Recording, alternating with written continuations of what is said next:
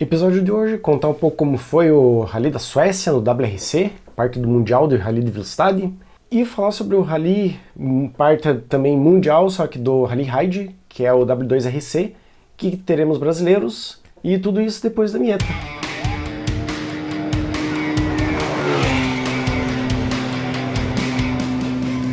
Sejam bem-vindos ao Nero Rally Show, eu sou o Maurício, essa aqui é a Ursa, e vamos já falar então sobre como foi o WRC na Suécia, que começou em 1950, em 1965 que virou um rally efetivamente de inverno.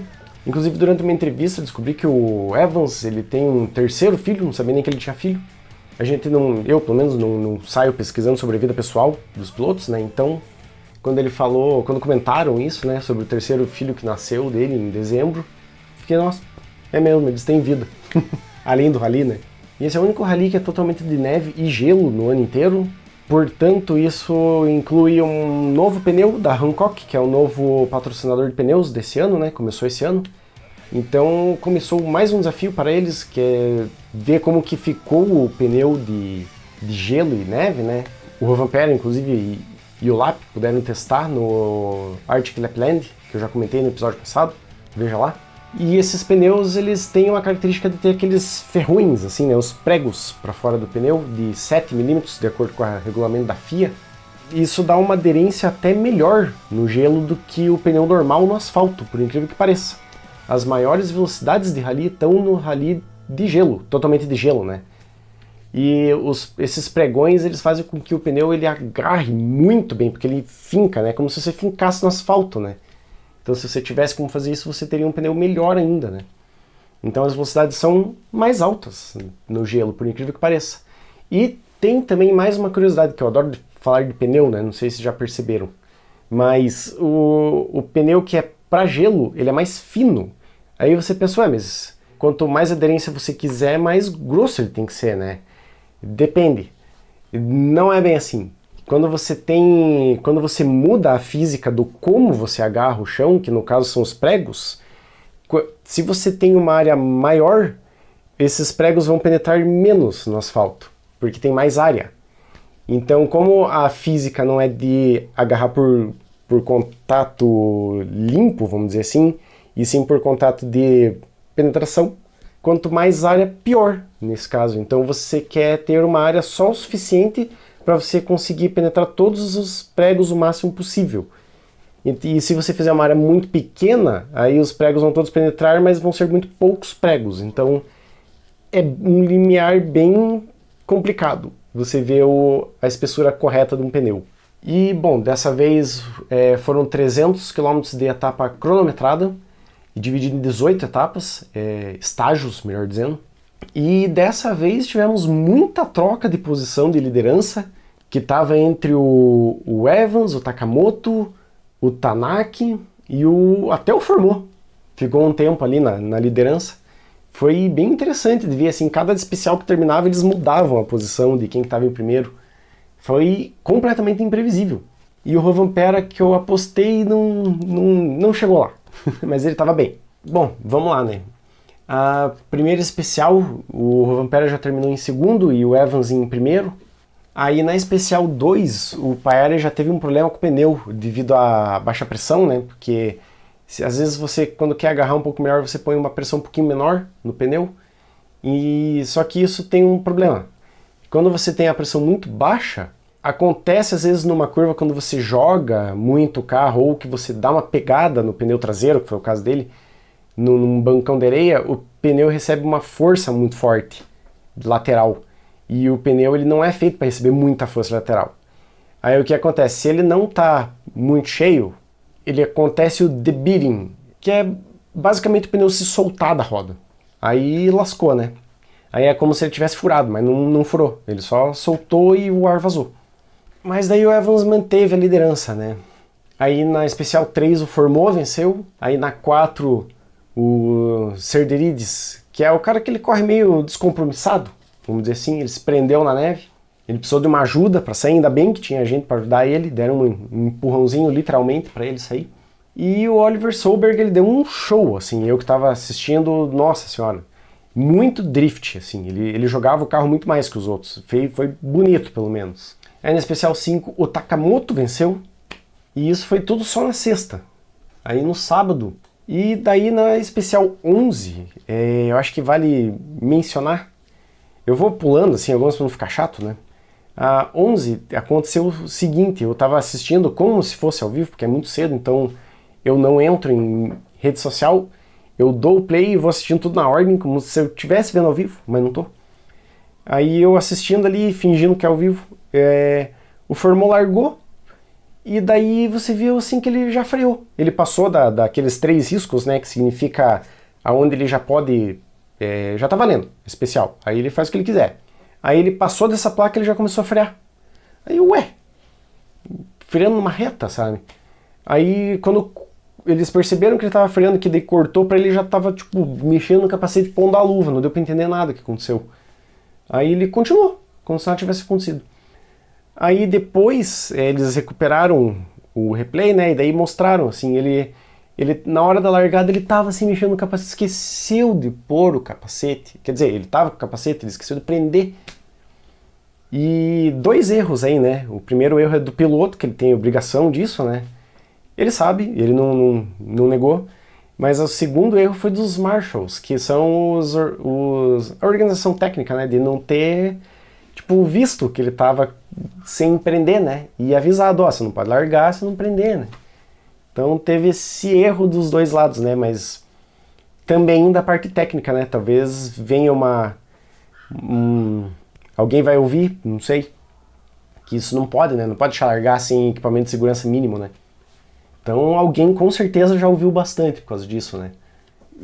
Mas daí na entrevista, tipo, quando ele terminou o especial, ele tava muito decepcionado, assim, ele nem olhou pra câmera, não falou uma palavra, assim, sabe, ele passou reto. Deixa eu ver se eu acho aqui, pelo menos essa cena, eu não quero mostrar muita cena porque já levei muitos chamados do YouTube dizendo que eu não podia mostrar coisas. Aqui, ó. Replay, ele, tipo, o que aconteceu, sabe? Okay, hold on, maybe he forgot to put the helmet correct on. Maybe. Has some problems, so we had to adjust the helmet at least. Strange. It looks a bit like a cat was been out in the rain. It was like really disappointing. Aí quando ele chegou, ele tava assim, tipo... Yeah, he does, doesn't he? Let's see him in. Adrian, a bit of time loss at the start of the stage. We saw you stop. What was going on?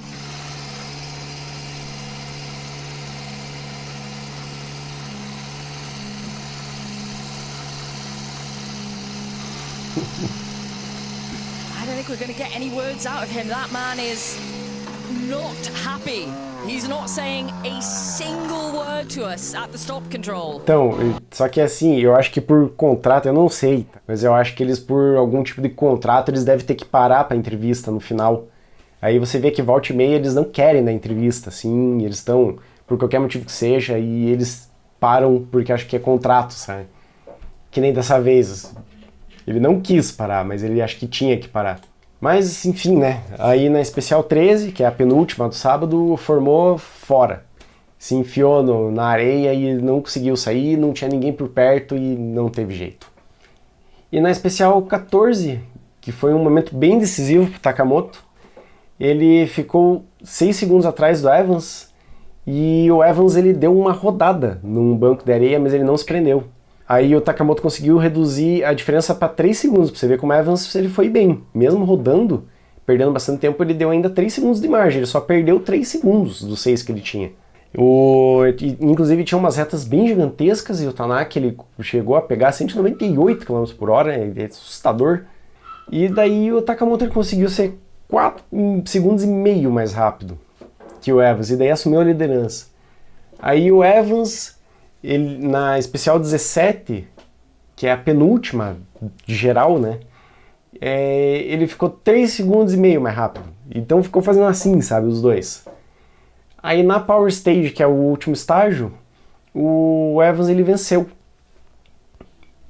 E ele estava tão bem que ele conseguiu a pontuação máxima ou seja, ele ganhou 25 pontos de ter sido o mais rápido do rally, mais 5 pontos do domingo, por ter sido o mais rápido no domingo, que é o máximo, né? E mais 5 pontos de ter sido o mais rápido da Power Stage, que é o último estágio. Então ele conseguiu um score perfeito nesse rally. Isso é difícil de acontecer, hein? Então ele foi muito bem. Então o resultado final, né? O Evans foi campeão e o Takamoto ficou em segundo. Aí ele teve uma recuperação que foi bonito de ver. Eu fiquei muito feliz por ele, estava precisando entrar num pódio. Ele já tinha ficado até no banco de reserva, vamos dizer assim, ano passado durante uma das etapas. Então isso acho que vai dar um up na carreira dele. O Neuville daí ficou em terceiro. E vale comentar que o Solberg, ele acabou ficando em primeiro no WRC2, né, categoria 2. Que ele também está precisando disso na carreira dele. Cara que tem bastante destaque. Então o próximo rally que vai ter, já se prepara, é de dia 20 a 23 de março, que é em Quênia, que é o Rally Safari, né, um rally meio controverso, mas eu vou comentar mais sobre isso nos próximos episódios, então fica ligado. E se você está curtindo, se inscreve no canal se você ainda não é inscrito, manda esse vídeo para alguém que possa curtir, né, e curta o vídeo, isso ajuda bastante o canal. Então vamos para a agenda, né, hoje que eu estou gravando acabou o Rally da Suécia, mas já estamos entrando em mais um Mundial, só que esse é o Mundial de Rally Ride, que é o W2RC, Abu Dhabi Desert Challenge. Então, algumas características desse rally, né, do que esperar dele. É a segunda etapa de 5 do Mundial de Rally Ride, que era conhecido como Rally Cross Country. Mais de 50% das rotas esse ano vão ser inéditas, então não tem como conhecer. E vai ter inclusive uma etapa maratona no dia 25 e 26, que vai ser uma terça e quarta-feira. E esse rally ele é basicamente marcado por ser basicamente só duna. Então é um absurdo a dificuldade. Inclusive isso muda a estratégia, que você tem que mudar os pneus nesse caso, porque como a areia de duna é muito fininha e muito fofa, se você for com um pneu normal você cavoca e não sai do lugar. Então você tem que ir com pneus bem mais vazios que o normal, o que aumenta bastante a dificuldade, porque, que nem eu expliquei nesse vídeo mesmo, se você der muita força lateral, você já era, você tira o pneu da roda. Então muda muito a estratégia. E as dunas são tão agressivas que elas chegam a ter 300 metros de altura, uma duna. Então pense, já tem 51 inscrições confirmadas pela FIA, e sendo 22 da categoria Ultimate, que é a categoria do Lucas Moraes, que é o brasileiro, que vamos torcer, né? Então algumas participações especiais, tem o Nasser Al-Attiyah, que já ganhou 5 vezes o Dakar, inclusive ano passado, e a Zed Al-Haji, que é o atual campeão do Dakar. Então o Lucas Moraes está em maus lençóis com esses dois aí na frente, e ele ficou em terceiro no Dakar e no Mundial. O terceiro lugar que ele conseguiu no Dakar foi ano passado, né? E o terceiro lugar também no Mundial. Então o cara que acabou de começar já está sentando na janela. E então, o Lucas Moraes, ele vai correr com o Toyota GR DKR Hilux, e ele o navegador dele é o Armando Moleon, que é espanhol, né?